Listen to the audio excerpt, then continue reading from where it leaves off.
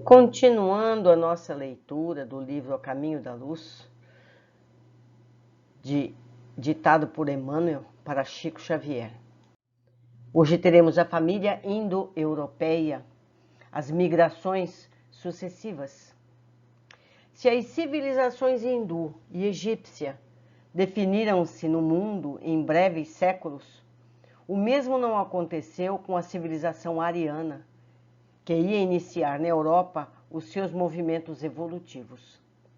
Somente com o escoar de muitos séculos regularizaram-se as suas migrações sucessivas através dos planaltos da Pérsia. Do Irã procederam quase todas as correntes da raça branca, que representariam mais tarde os troncos genealógicos da família indo-europeia. Conforme afirmávamos, os arianos, que procuravam as novas emoções de uma terra desconhecida, eram, na sua maioria, os espíritos revoltados com as condições de seu degredo.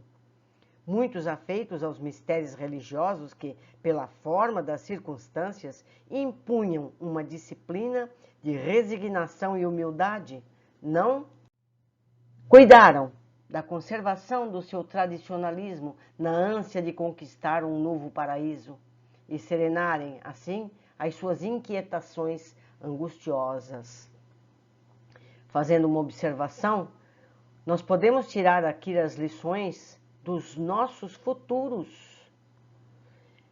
Que problemas nós temos em nossos comportamentos que podem gerar um degredo da Terra para outro planeta atrasado?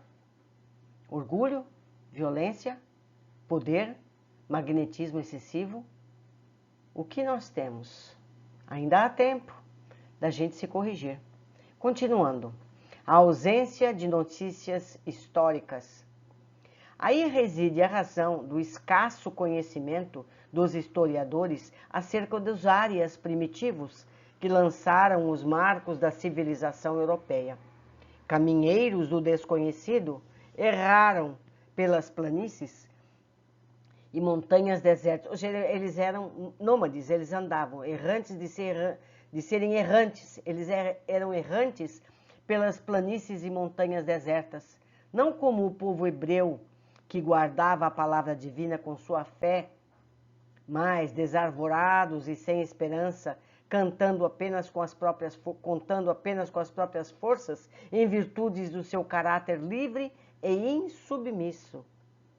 Suas incursões entre as tribos selvagens da Europa datam de mais ou menos 10 milênios antes da vinda do Cristo, ou seja, 12.000 anos.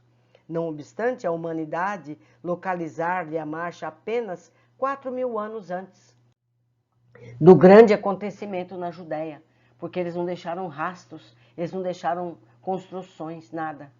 É que, em vista de sua situação psicológica, os primitivos árias do velho mundo não deixaram vestígios nos domínios da fé, único caminho daqueles tempos através do qual poderia uma raça assinalar sua passagem pela terra. Não guardavam a história verbal de uma religião que não possuíam. Mais revoltados e enrijecidos que todos os demais companheiros exilados no orbe terrestre, suas reminiscências da vida pregressa nos planos mais elevados, qual a que haviam experimentado no sistema de Capela, traduziam-se numa revolta íntima, amargurada e dolorosa contra as determinações de ordem divina. Apenas muito mais tarde, com a contribuição dos milênios, os celtas retomaram o culto divino, venerando as forças da natureza junto aos carvalhos sagrados, e os germanos iniciaram a sua devoção ao fogo, que personificava a seus olhos a potência criadora dos seres e das coisas. Enquanto outros povos começaram a sacrificar vítimas e objetos de seus numerosos deuses. Grande virtude dos árias europeus. A misericórdia do Cristo, porém, jamais deixou de acompanhar esse grande povo no seu atribulado desterro. Ao influxo dos seus emissários, as massas migratórias da Ásia se dividiram em grupos diversos, que penetraram na Europa desde o Peloponeso até as vastas regiões da Rússia, onde se encontram os antepassados dos gregos, latinos, samnitas, úmbrios, gauleses, citas, íberos, romanos, saxônios, germanos, eslavos. Essas tribos assimilaram todos os elementos encontrados em seus caminhos, impulsionando-lhes os passos nas sendas do progresso e do aperfeiçoamento, enquanto os semitas e hindus se perderam na cristalização do orgulho religioso. As famílias arianas da Europa, embora revoltadas e endurecidas, confraternizaram com os selvagens, e nisso reside a sua maior virtude. Assimilando os aborígenes, engendraram as premissas de todos os surtos das civilizações futuras.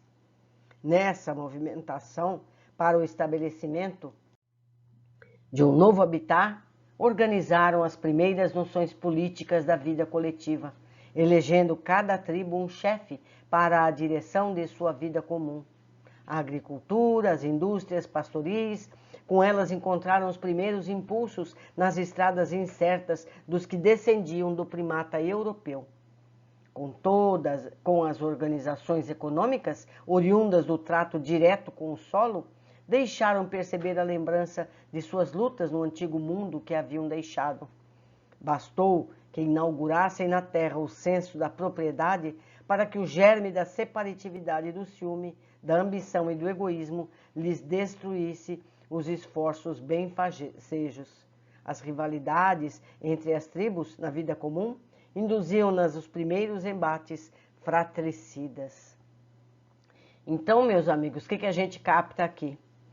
As raças que vieram e ficaram fechadas em si mesmo não progrediram, continuaram com os mesmos erros do passado. As raças que se misturaram com os primitivos tiveram um aceleramento da sua evolução. Porém, assim que tiveram a posse da terra, inauguraram a separatividade. Isto é meu, isto é seu.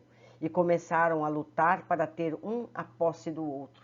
Quer dizer, eles vinham vindo muito bem e tornaram a se perder. Continuando, o Mediterrâneo e o Mar do Norte. Por essa época, novos fenômenos geológicos abalaram a vida do globo.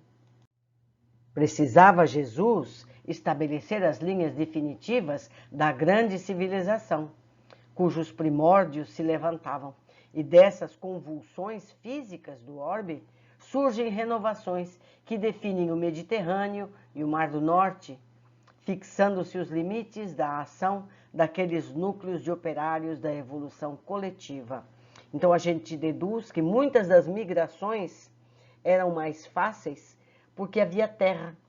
Depois, com os terremotos, essas terras se romperam e formaram novos mares. Continuando. O Cristo sabia valorizar a atividade da família indo-europeia, que, se era a mais revoltada contra os desígnios do alto, era também a única que confraternizava com os selvagens, aperfeiçoando os caracteres raciais, sem esmorecer na ação construtiva das oficinas do porvir. Através dos milênios, aliviou-lhe os pesares do caminho, sobrecarregado de lutas e dores tenazes. Assim, enviou-lhe os emissários de todas as circunstâncias, atendendo-lhes os secretos apelos do coração, ao labor educativo das tribos primitivas do continente. Suavizou-lhe a revolta e a amargura, ajudando-o a reconstruir o templo da fé, na esteira das gerações. Nos bosques da Armórica, os celtas antigos levantaram os altares da crença entre as árvores sagradas da natureza. Doces revelações espirituais caem na alma desse povo místico e operoso, que muito antes dos saxões povoou a terra da Grã-Bretanha.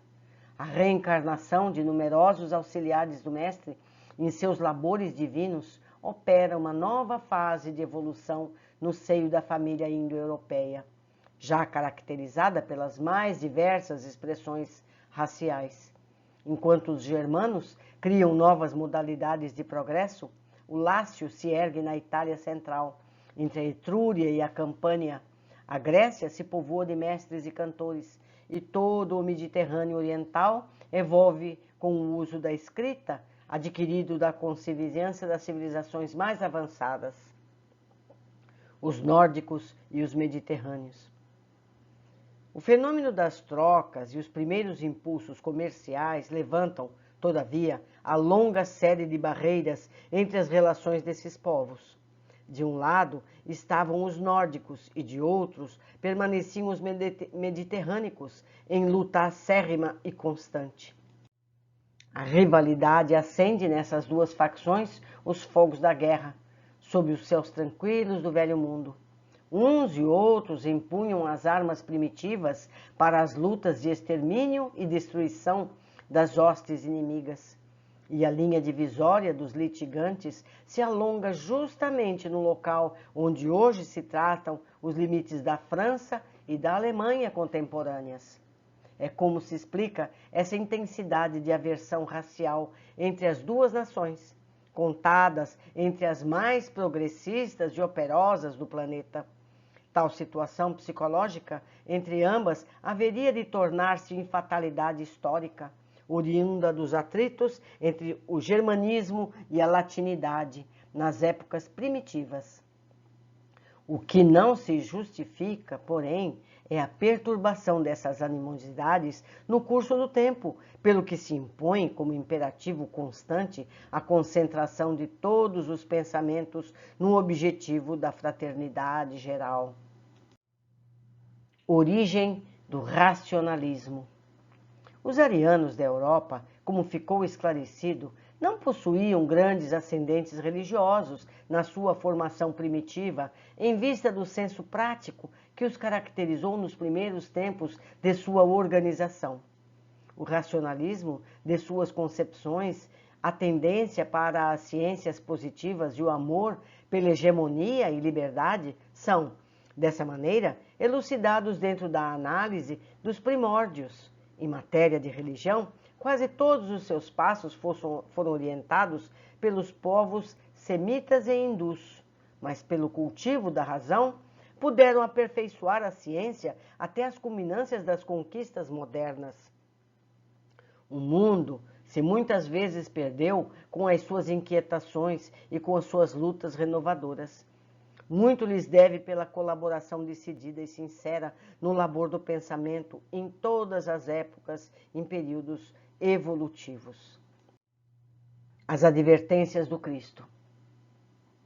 A sua confraternização com os terrícolas primários, encontrados no seu caminho, constitui uma dívida sagrada da humanidade para com seus labores planetários.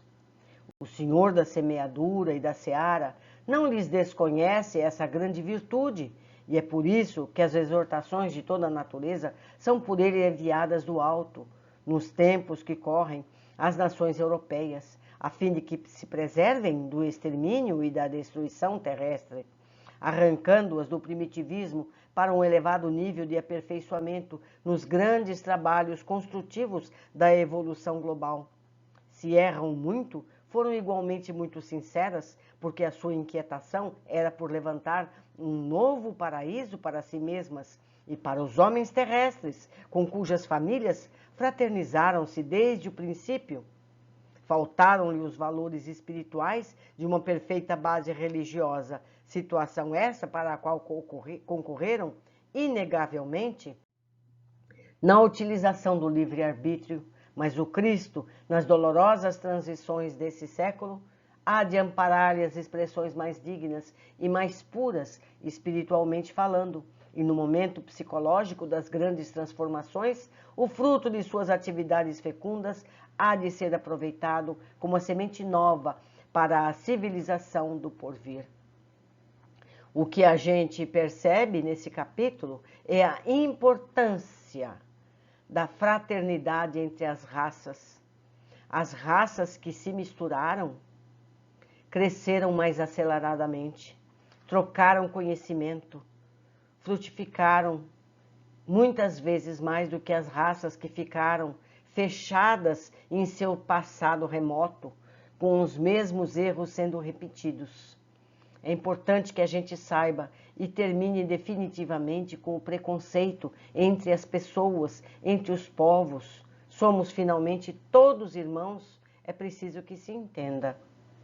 Deixo vocês nesse capítulo com muito carinho e aguardo ansiosa pelo próximo. Até breve!